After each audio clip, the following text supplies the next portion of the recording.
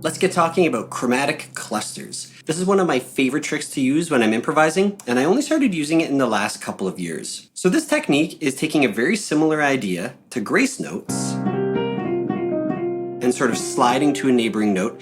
I generally use fingers 1, 2, 3, 4 to just sort of roll through a cluster of a few notes into my destination. Let's say I'm playing a C minor 7 chord and I want to play a C in my solo. I might go from an A all the way up to the C, or from an E down to the C. It happens quite quickly though, something like this.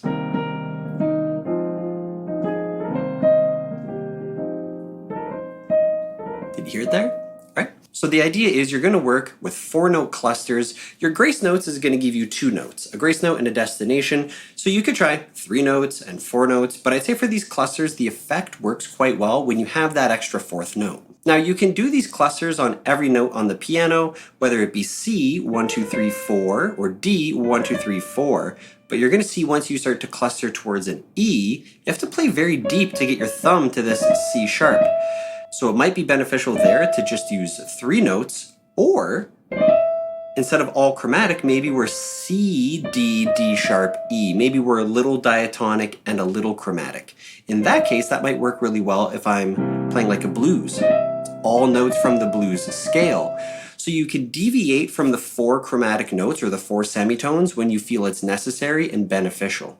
So the easiest clusters to play would be to a C, to a D, to a G in terms of white notes, and then to an E flat, to an A flat, and to a B flat up on the black notes.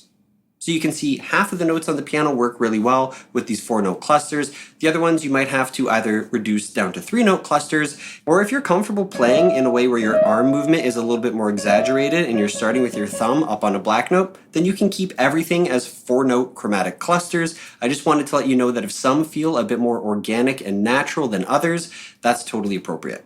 Now, I should mention, you don't want to put in too many of these into a solo. This really is like salting a dish. You need just that right amount, and generally not too much. So if I was to play a 2-5-1 in C, again, I'm keeping this simple for beginners.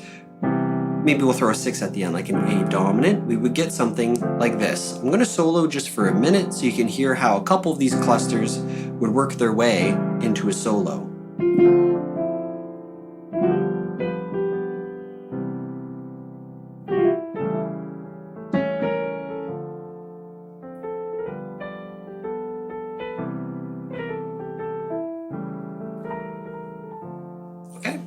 That sort of idea. Now I threw in a couple extras, more than I usually would, but I wanted to make sure that I could illustrate the point and show you that they work really well, in this case on all the chords that we played through. These clusters are not biased towards if you're playing a major 7, minor 7, whatever chord you're playing, the starting point would be to cluster into a note from that chord, something resolved. Then you can also do these clusters into some of your favorite colors. Maybe on a major chord, you're using these clusters to land on a 9, right? But if I was to use the same set of clusters to land on the 4th note of a C major scale, ooh, that doesn't sound so great.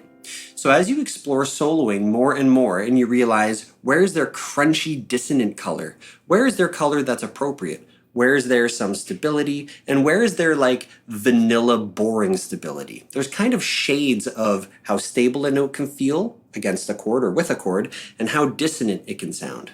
Once you have a good gauge for that spectrum, then you'll know where you're going to want to use these clusters in terms of your destination note. But I would recommend start with going towards chord tones. They're always going to be safe, and then explore landing on something more colorful.